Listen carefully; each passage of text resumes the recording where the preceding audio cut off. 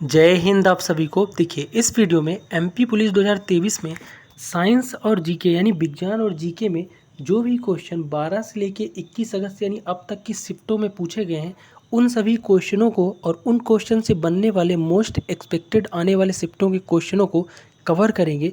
तो वीडियो काफ़ी इम्पोर्टेंट होने वाला है उन लोगों के लिए जिनका आने वाले शिफ्टों पे एग्ज़ाम है। तो वीडियो को बड़े ध्यान से देखना है और ये सभी क्वेश्चन जो एग्ज़ाम में आए हुए क्वेश्चन है, ठीक है। इस बार पहले क्वेश्चन से शुरू करेंगे कि भरतनाट्यम डॉट डॉट का शास्त्रीय नृत्य है। तो भरतनाट्यम जो है ना ये तमिलनाडु का शास्त्रीय नृत्य है, याद रखना है आपको। बात करूँ उत्तर प्रदेश की तो कथक उत्तर प्रदेश का शास्त्रीय नृत्य है। आंध्र प्रदेश का है कुचिपुड़ी, केरल का है मोहिनी अट्टम और कथकली। तो ये चीज़ें आपको पढ़ के जानी है। नेक्स्ट है निम्नलिखित में से कौन हड़प्पा सभ्यता के समकालीन था। तो मिस्र की सभ्यता या मेसोपोटामिया की सभ्यता हड़प्पा सभ्यता की समकालीन मानी जाती है, ठीक है। बात करूँ उस समय की तो ये 2600 से लेके 1900 ईसा पूर्व इसकी समय माना जाता है, ठीक है। नेक्स्ट है भारत के श्वेत क्रांति का उद्गम किस राज्य को कहा जाता है। तो श्वेत क्रांति जो आपकी दुग्ध उत्पादन से संबंधित है ये भारत में आई थी 1970 में, ठीक है। और कहाँ से, तो गुजरात राज्य से इसका उद्गम माना जाता है। गुजरात की फैक्ट्री मिल्क यूनियन था अमूल, अमूल आनंद नाम सुना होगा, तो यहाँ से शुरू किया गया है। और श्वेत क्रांति को नाम दिया गया था ऑपरेशन फ्लड, ऑपरेशन फ्लड, ठीक है। और बात करूँ तो श्वेत क्रांति के जनक कौन थे, तो इन्हें माना जाता है डॉक्टर वर्गीस कुरियन को। तो ये सब चीज़ें आपको याद रखनी है, ठीक है। नेक्स्ट है निम्नलिखित में से किस व्यक्ति को गिफ्ट सिटी का अध्यक्ष नियुक्त किया गया है।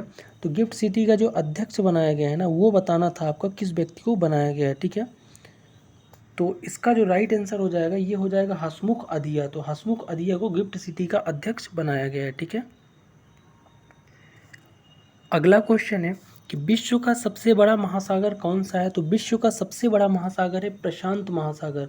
ये क्वेश्चन आपका पूछा था। और इस बार एक क्वेश्चन और आया था कि अटलांटिक महासागर की आकृति कैसी है। तो यस आकार का है अटलांटिक महासागर, ठीक है। नेक्स्ट है लाला लाजपत राय द्वारा स्थापित वंदे मातरम डॉट डॉट दैनिक था। तो वंदे मातरम एक अखबार है और इसकी स्थापना पंजाब केसरी लाला लाजपत राय ने की थी, लेकिन ये उर्दू अखबार है। कैसा अखबार है, उर्दू अखबार, ठीक है। और नेक्स्ट क्वेश्चन देखेंगे कि एसएलआर अर्थव्यवस्था में मुद्रा आपूर्ति को नियंत्रित करने के लिए आरबीआई द्वारा निम्नलिखित किए जाने वाला एक महत्वपूर्ण उपकरण है। तो एसएलआर का फुल फॉर्म क्या है, एसएलआर इंग्लिश में अगर लिखें तो एसएलआर, इसका फुल फॉर्म आपको बताना है। तो इसका जो फुल फॉर्म था ना, एस फॉर क्या था, स्टेचुरी, स्टेचुरी, ठीक है। एल फॉर था लिक्विडिफाई, क्या था, लिक्विडिफाई। आर फॉर रेशियो, ठीक है। और इसी को अगर हिंदी में बोलें तो वैज्ञानिक चल निधि अनुपात, ठीक है। नेक्स्ट है निम्नलिखित में से किसने 1857 के विद्रोह का पहला युद्ध कहा है। तो 1857 का जो आपका प्रथम स्वाधीनता संग्राम था इसे विनायक दामोदर सावरकर या बीडी सावरकर ने पहला आपका युद्ध बोला था, ठीक है। नेक्स्ट है कि रेपो रेट क्या है। तो रेपो रेट है क्या, रेपो रेट एक बैंक दर है, ऐसी बैंक दर है जिसे लघु अवधि में भारतीय रिजर्व बैंक बैंकों को उधार देता है। कहने का मतलब ऐसे जैसे आरबीआई ने अगर एसबीआई या पीएनबी किसी बैंक को उधार दिया है ना तो उस पर जो इंटरेस्ट दर लगाएगा वो आपकी रेपो रेट कहलाएगी। इसका उल्टा होता है रिवर्स रेपो रेट। अगर एसबीआई जो है ना आरबीआई को पैसा देता है तो उस दर को रखने के लिए रिवर्स रेपो रेट। तो दोनों चीज़ें आपको याद रखनी है। अगला क्वेश्चन है निम्नलिखित में से किस देश ने आर्थिक प्रतिस्पर्धा को बढ़ावा देने के लिए नए निवेश मंत्रालय की स्थापना की है। तो आर्थिक प्रतिस्पर्धा को बढ़ावा देने के लिए यूएई की सरकार ने एक नया निवेश मंत्रालय अपने यहाँ बनाया है, ठीक है।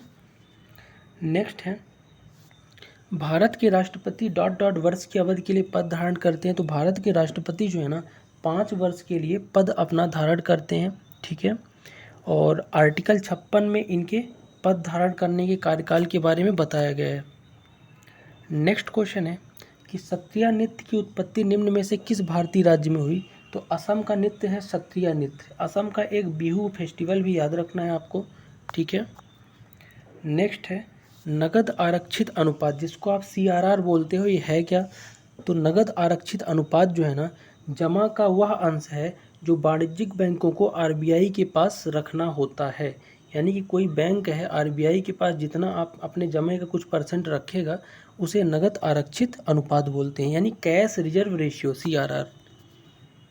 नेक्स्ट है, इनमें से किसे भारत का नेपोलियन कहा जाता है? तो समुद्रगुप्त भारत का नेपोलियन कहलाता है, आपको याद रखना है, ठीक है। नेक्स्ट है, भारत की दूसरी सबसे लंबी नदी बेसिन कौन है? तो पहली सबसे लंबी नदी कौन सी है? गंगा नदी का अववाह क्षेत्र या बेसिन। और दूसरा जो है ना आपको बताना है, तो दूसरा गोदावरी नदी का बेसिन है, ठीक है। नेक्स्ट, भारत के किस राज्य में घग्गर नदी का उद्गम है? घग्गर नदी, जिसे आपका घोघरा या घाघरा भी कहा जाता है, ये हिमाचल प्रदेश से निकली है, तो उद्गम कहाँ हो जाएगा इसका? हिमाचल प्रदेश में, ठीक है। नेक्स्ट, किस शहर को भारत का मैनचेस्टर कहा जाता है? तो अहमदाबाद जो गुजरात में है, इसको भारत का मैनचेस्टर बोला जाता है, ठीक है, क्योंकि ये कपड़ा उद्योग बहुत ज़्यादा है यहाँ पे, ठीक है। नेक्स्ट है, भारत के संविधान के भाग 1 में निम्नलिखित में से किससे संबंधित है? तो भाग 1 संघ एवं उसके राज्य क्षेत्र से संबंधित है भारत के संविधान का, ठीक है। नेक्स्ट है, संगठन से समृद्धि योजना का उद्देश्य क्या है?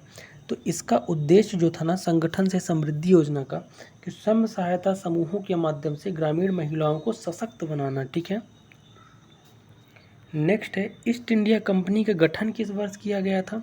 तो ईस्ट इंडिया कंपनी को 1600 ईस्वी में गठन किया था अंग्रेजों ने, ठीक है ना, भारत में शासन के लिए। मायोपिया रोग को और किस नाम से जाना जाता है? तो मायोपिया एक निकट दृष्टि दोष भी उसको बोलते हैं, मायोपिया को इंग्लिश में, जबकि दूर दृष्टि दोष को बोलते हैं बायोपिया, ठीक है।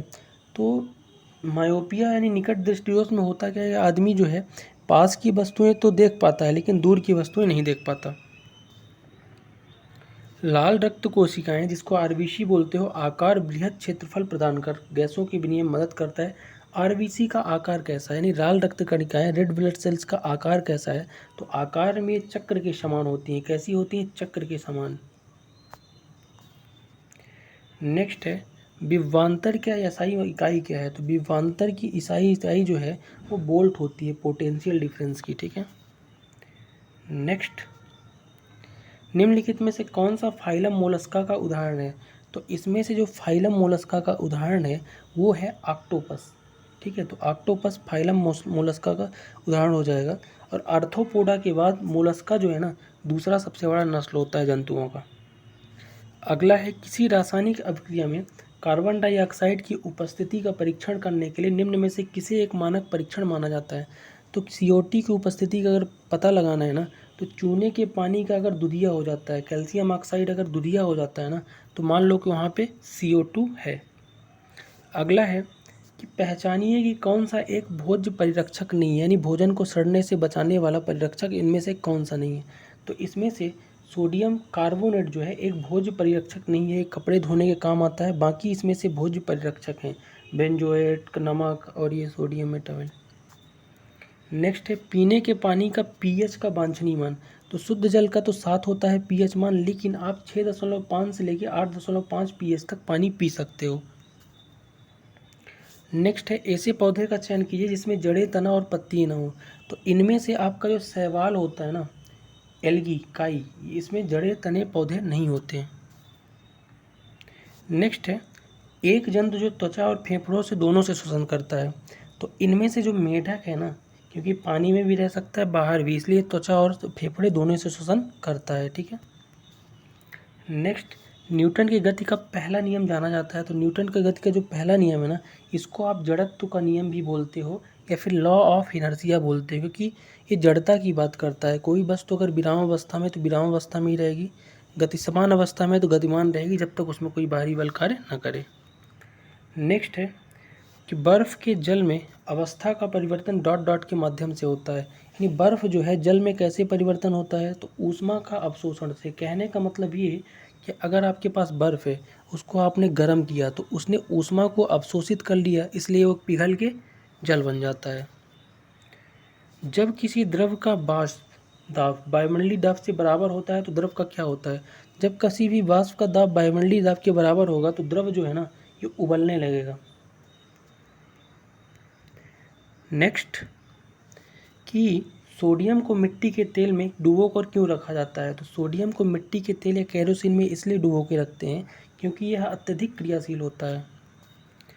नेक्स्ट है, डीजल ईंधन की प्रज्वलन गुणवत्ता इसके डॉट डॉट को इंगित करती है। तो डीजल ईंधन की जो गुणवत्ता है ना, इसके सीटेन नंबर से इंगित करते हैं, यानी सीटेन नंबर से डीजल की गुणवत्ता और ऑक्टेन नंबर से पेट्रोल की गुणवत्ता, दोनों को याद रखना है। नेक्स्ट है, एंटीबायोटिक पेनिसिलिन डॉट डॉट से प्राप्त किया जाता है। तो पेनिसिलिन जो पहला एंटीबायोटिक है, अलेक्जेंडर फ्लेमिंग ने खोज की थी इसकी, ये कवक से प्राप्त किया जाता है। तो कवक इसका राइट आंसर हो जाएगा। अगला क्वेश्चन देखेंगे कि पंडित बिरजू महाराज निम्न में से किस नृत्य शैली से संबंधित हैं? आपको ये बताना है। तो जो पंडित बिरजू महाराज आपके हैं ना, ये आपके किससे संबंधित हो जाएंगे? तो कथक से संबंधित हो जाएंगे, ठीक है। पंडित बिरजू महाराज उत्तर प्रदेश का जो शास्त्रीय नृत्य है कथक, उससे संबंधित हो जाएंगे, ठीक है। तो कथक इसका राइट आंसर हो जाएगा। इन्होंने बहुत सारे बॉलीवुड की अभिनेत्रियों को कथक सिखाया है, ठीक है, जैसे माधुरी दीक्षित, दीपिका पादुकोण। नेक्स्ट है, निम्नलिखित में से कौन सी भारत की सबसे पुरानी पहाड़ी या पर्वत श्रृंखला है? तो अरावली पर्वत श्रृंखला जो है ना, ये भारत की सबसे पुरानी पर्वत श्रृंखला है। अगला है, इनमें से कौन सा वेद संगीत के बारे में उल्लेख करता है? तो देखो, साम वेद का अर्थ होता है, साम का अर्थ है गाना, और यही आपका संगीत से उल्लेख हो जाएगा। अगला है, नवंबर 2021 में सनराइज ओवर अयोध्या नामक नई पुस्तक किसने पेश की? तो सनराइज ओवर अयोध्या को कांग्रेस के नेता हैं सलमान खुर्शीद, इनने लिखा था और इससे विवाद भी हुआ था, और ये राम जन्मभूमि और बाबरी मस्जिद से संबंधित एक बुक है। नेक्स्ट है, अप्रैल 2021 में निम्नलिखित में से किसे OPCW के बाहरी लेखा परीक्षक के रूप में नियुक्त किया गया? तो अपने यहाँ के जो CAG हैं, यानी कंट्रोलर ऑडिटर जनरल, वो हैं GC मुर्मू, गिरीश चंद्र मुर्मू, और इन्हीं को बनाया गया है एक अतिरिक्त पद OPCW के लिए बाहरी लेखा परीक्षक, ठीक है, बाहर के लिए चुना गया है। तो ये चीज़ें आपको याद रखनी है, ठीक। अगला है, दिल्ली का सुल्तान कौन सा था जिसने ब्राह्मणों पर कर लगाया? तो वो सुल्तान जो दिल्ली पर ब्राह्मणों पर कर लगाया था, उसका नाम था फिरोज शाह तुगलक। इसने क्या किया था? जजिया कर लगाया था। एक पर व्यक्ति पर कर था जो गैर मुस्लिम होता था, जैसे कि आपका ब्राह्मण वगैरह ये सब। नेक्स्ट है, RBI ने रेपो रेट दर में बढ़ोतरी की, इसका भारतीय अर्थव्यवस्था पर क्या प्रभाव पड़ेगा? मैंने थोड़ी देर पहले ही बताया, रेपो रेट वो चीज़ है जिस पे RBI बैंकों को उधार देता है, वह दर रेट कहलाता है रेपो रेट, ठीक है। तो अगर RBI ने बैंकों का उधार देने वाली दर को बढ़ा दिया तो इससे अर्थव्यवस्था में क्या प्रभाव पड़ेगा? देखो, इससे मुद्रास्फीति घटेगी, यानी मुद्रा का मान आपका बढ़ जाएगा, ठीक है। नेक्स्ट है, RBI द्वारा नगद आरक्षित CRR वृद्धि में घोषणा का क्या अर्थ है? तो नगद आरक्षित यानी कैश रिजर्व रेशियो में अगर RBI ने बढ़ानी कर दी है, तो इससे वाणिज्यिक जो बैंक है ना, इनके पास उधार देने के लिए धन कम हो जाएगा। सीधी सी बात है कि कैश रिजर्व रेशियो यानी CRR है क्या? तो ये जो चीज़ है ना, कि बैंक की जितनी पूंजी है उसका कुछ अंश जो है ना, RBI के पास पहले ही RBI रखा लेता है बैंक खोलने समय। अगर इसमें बढ़ोतरी कर दिया इसने, तो बैंक के पास पैसा कम पूंजी बचेगा, तो सीधी सी बात है लोन भी कम देगा। अगला है, तानसेन का मूल नाम क्या था? तो तानसेन जो है ना, इनका मूल नाम था आपका रामतनु पांडे। तो रामतनु पांडे इसका राइट आंसर हो जाएगा, और ये अकबर के 9 रत्नों में से एक थे। अगला है, भीम UPI जिसको यूनिफाइड इंटरफेस बोलते हो, ये निम्नलिखित संदर्भ में से कौन सा कथन गलत है? तो भीम UPI के संदर्भ में अगर इन चारों कथनों में मैं बात करूं, तो ये 3 कथन जो आपके लिखे हैं, FDI का प्रभाव बढ़ेगा, गरीब लोगों को सब्सिडी मिलेगी, और बैलेट की आवश्यकता नहीं होगी। तो तीनों कथन आपके सही हैं, यानी कि इनमें से कोई भी कथन आपका गलत नहीं है। अगला है, भारत में विदेशी मुद्रा भंडार कौन संभालता है? तो भारत का जो विदेशी मुद्रा भंडार है, याद रखना है, इंपॉर्टेंट क्वेश्चन है, RBI यानी रिजर्व बैंक ऑफ इंडिया द्वारा संभाला जाता है, ठीक है। नेक्स्ट है कि चोल साम्राज्य की स्थापना किसने की थी? तो चोल साम्राज्य की स्थापना किया था विजयालय ने। तो विजयालय इसका राइट आंसर हो जाएगा। कब किया था? तो 848 से लेकर 871 ईस्वी के बीच किया था, ठीक है। नेक्स्ट है, 1857 का विद्रोह कब शुरू हुआ? तो 1857 का विद्रोह शुरू हुआ था 10 मई 1857 को, ठीक है, और ये प्रथम स्वाधीनता संग्राम इसको माना जाता है। नेक्स्ट है, किस नदी को दक्षिण गंगा के नाम से जाना जाता है? तो दक्षिण की गंगा के नाम से जाना जाता है गोदावरी नदी को, ठीक है। तो गोदावरी नदी आपका राइट आंसर हो जाएगा। और भारत की दूसरी सबसे बड़ी नदी है, पहली कौन है, गंगा है, तो भारत की दूसरी सबसे बड़ी नदी कौन सी, गोदावरी। लेकिन दक्षिण भारत की पूछे तो गोदावरी पहली सबसे बड़ी नदी है। अगला है, मुस्लिमों के लिए पृथक निर्वाचक मंडल का उपबंध किसने दिया। तो मुस्लिमों के लिए अलग निर्वाचक मंडल बनेगा, ये बताया था मार्ले मिंटो सुधार 1909 के द्वारा, ठीक है। नेक्स्ट है, जैन गोमतेश्वर की प्रतिमा कहाँ स्थित है। तो गोमतेश्वर की जो श्रवण बेलगोला में, कर्नाटक में जैन गोमतेश्वर की प्रतिमा है, जिसको बाहुबली बोला जाता है, ठीक है। तो याद रखना है आपको। नेक्स्ट क्वेश्चन आपके सामने है, क्वेश्चन नंबर 17 नहीं है ये क्वेश्चन, आपका 60 क्वेश्चन तक पहुंच रहा होगा, 60-65, ठीक है। बजट 2022 के बारे में निम्नलिखित में से कौन सा कथन सही है। तो इसमें से जो आपके दोनों कथन सही हैं, यानी 1 और 2 दोनों कथन। पहला कथन क्या है कि बजट 2021-22 में विशिष्ट क्षेत्र निर्माण, आत्मनिर्भर भारत और स्वास्थ्य देखभाल में बढ़ोतरी हुई है। मिशन पोषण 2.0 लॉन्च करने की व्यवस्था की गई है। तो दोनों बातें सही हैं। अगला क्वेश्चन देखेंगे कि अपने पिता और बड़े भाई की मृत्यु के बाद थानेसर के राजा कौन बने। तो पिता और बड़े भाई की मृत्यु के बाद थानेसर के राजा बने थे सम्राट हर्षवर्धन, ठीक है। याद रखना है आपको। इनके ऊपर इनकी जीवनी हर्षचरित लिखी थी बाणभट्ट ने, ये भी आपको याद रखना है। 600 ईस्वी में ये क्या थे, हर्षवर्धन का उदय हुआ था। नेक्स्ट है, छोटा नागपुर का पठार, छोटा नागपुर में दामोदर नदी तथा विंध्य और सतपुड़ा की नर्मदा के बीच क्या समानता है। तो नागपुर, छोटा नागपुर में और विंध्य के नर्मदा नदी पे क्या समानता है। तो याद रखना है कि दोनों जो है ना, ये भ्रंश घाटियों से होकर बहती हैं, ठीक है। दामोदर नदी और नर्मदा नदी भ्रंश घाटियों से होकर बहती हैं। नेक्स्ट है, ला गणेशन ने 20 फरवरी 2023 को किस राज्य के 21वें राज्यपाल के रूप में शपथ ली है। तो ये नागालैंड के 21वें राज्यपाल बन गए हैं प्रोफेसर ला गणेशन, ठीक है।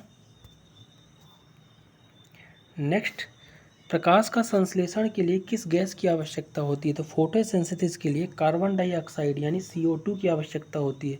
प्रकाश संश्लेषण जिसमें पौधों द्वारा सूर्य प्रकाश और पर्णहानि की उपस्थिति में भोजन बनाया जाता है। नेक्स्ट है, कमरे के ताप पर एक अधातु जो तरल है, तो कमरे के ताप पर एक अधातु ब्रोमीन कहलाती है जो तरल है। तो ब्रोमीन इसका राइट आंसर हो जाएगा, जो हैलोजन समूह यानी समूह 17 के तत्वों में से पाया जाता है। नेक्स्ट है, निम्नलिखित में से कौन सा जीवाश्म ईंधन नहीं है। तो इसमें से फॉसिल फ्यूल नहीं है, ये बताना है। तो लकड़ी कोई जीवाश्म ईंधन नहीं है, जबकि कोयला, पेट्रोलियम और प्राकृतिक गैस जो है जीवाश्म ईंधन है। दाब का एसआई मात्रक क्या है। तो दाब का एसआई मात्रक होता है पास्कल, तो पास्कल इसका राइट आंसर हो जाएगा, ठीक है। नेक्स्ट है, पॉलीथीन बैग डॉट डॉट से बनाए जाते हैं। तो पॉलीथीन के जो बैग हैं ना, ये आपके बनाए जाते हैं LDPE से। LDPE इसका राइट आंसर हो जाएगा। LDPE बोले तो कम घनत्व वाला पॉलीएथिलीन, पॉलीएथिलीन जो कम घनत्व का होता है। नेक्स्ट, वह स्तनपायी जो अंडे देता है क्या कहलाता है। तो ऐसे स्तनपायी जिन्हें स्तनजीवी हैं, धारी हैं, लेकिन साथ में अंडे भी देते हैं। तो बतख बिल प्लेटिस ऐसा स्तनपायी है जो अंडे भी देता है, ठीक है। आपको याद रखना है, इसका चपटा हुआ सिर होता है और साथ में ये बिसेले होते हैं इनके नर। नेक्स्ट है, बायोफाइटा पौधों को, जगत को डॉट डॉट भी कहा जाता है। नहीं, बायोफाइटा जो उभयचर पौधे होते हैं तो इन्हें उभयचर बोला जाता है। याद रखना है, पौधों की एक प्रणाली वो है, आपकी प्रजाति है बायोफाइटा, जैसे थैलोफाइटा, बायोफाइटा। तो बायोफाइटा जो है उभयचर यानी पुल्लिंग और स्त्रीलिंग दोनों होते हैं। नेक्स्ट है, निम्नलिखित में से कौन जानवरों से प्राप्त खाद्य पदार्थों के समूह को दर्शाता है। ऐसा समूह जो जानवरों से प्राप्त होता है। तो इनमें से आपका शहद, दूध, अंडा, शहद मधुमक्खी से, दूध जानवरों से और अंडा मुर्गी से प्राप्त होता है, यानी ये तीनों जानवरों से खाद्य प्राप्त चीज़ें हो जाएंगी। अगला है, जब किसी गेंद को ऊर्ध्वाधर ऊपर की ओर फेंका जाता है तो निम्न राशियों में से कौन सी गति के दौरान नियत रहती है। किसी भी गेंद को जब आप ऊपर फेंकोगे ना, तो इन सब में से ऊर्जा जो है हमेशा क्या रहेगी, नियत रहेगी। कार्य करने की जो क्षमता है उसको ऊर्जा बोलते हैं। ऊर्जा संरक्षण के सिद्धांत के अनुसार हमेशा ऊर्जा क्या होती है, नियत रहती है, ठीक है। नेक्स्ट है, उपयोग किए गए पेट्रोल की गुणवत्ता डॉट डॉट के रूप में व्यक्त करते हैं। तो पेट्रोल की गुणवत्ता को ऑक्टेन नंबर के रूप में यानी ऑक्टेन संख्या के रूप में, जबकि सीटेन के रूप में डीजल को, मैंने बताया है। नेक्स्ट, फैटी अम्ल और ग्लिसरॉल वसा के टूटने के लिए कौन सा एंजाइम जिम्मेदार है। तो फैटी अम्ल और ग्लिसरॉल जो वसा के टूटने के लिए लाइपेज जो एंजाइम होता है जो हमारे मुंह में पाया जाता है, ठीक है, और साथ में आमाशय में भी, ये जिम्मेदार है। दूध में कई विटामिन और खनिज होते हैं लेकिन क्या नहीं होता है, तो याद रखना दूध में विटामिन सी नहीं होता और साथ में आयरन नहीं होता है, ठीक है। नेक्स्ट, गर्मियों में आइसक्रीम को पिघलने से रोकने के लिए आप एक आइसक्रीम के डिब्बे को किस धातु से लपेटेंगे? तो आइसक्रीम के डिब्बे को अगर आपने एल्युमिनियम से लपेट दिया है ना, तो गर्मी में क्या होगी, आइसक्रीम पिघलेगी नहीं, क्योंकि एल्युमिनियम की जो पन्नी होती है ना, ये ऊष्मा का रोधन करती है ना। नेक्स्ट है, निम्नलिखित में से एक धातु आयरन को स्टेनलेस स्टील में परिवर्तित करने के लिए मिश्रित की जाती है, वो धातु कौन सी है? तो देखो, स्टेनलेस स्टील अगर बनाना है ना, तो आयरन के साथ आपका क्रोमियम जरूर होना चाहिए, ठीक है। नेक्स्ट और आज का लास्ट क्वेश्चन देखेंगे कि मानव शरीर में वर्णक है, तो मानव शरीर का जो वर्णक है ना, वो आपका कौन सा है? तो उसे बोलते हैं हीमोग्लोबिन। हीमोग्लोबिन क्या है? मानव शरीर के श्वसन का वर्णक, श्वसन का वर्णक हो जाएगा। और आयरन जो है हीमोग्लोबिन का मुख्य घटक होता है, ठीक है। अगर मैं पुरुषों में बात करूं तो हीमोग्लोबिन की मात्रा कितनी होनी चाहिए पुरुषों में? तो पुरुषों में आपकी 13 से 17 का स्तर हीमोग्लोबिन होना चाहिए, महिलाओं में थोड़ा कम, 12 से 15 के बीच, ठीक है। तो ये था आज का पूरा वीडियो, लगभग हमने 80 क्वेश्चन यहाँ पे कवर किए हैं। तो वीडियो का सेगमेंट कैसा लगा कमेंट करके ज़रूर बताना है। मिलते हैं नेक्स्ट वीडियो में, तब तक के लिए जय हिंद।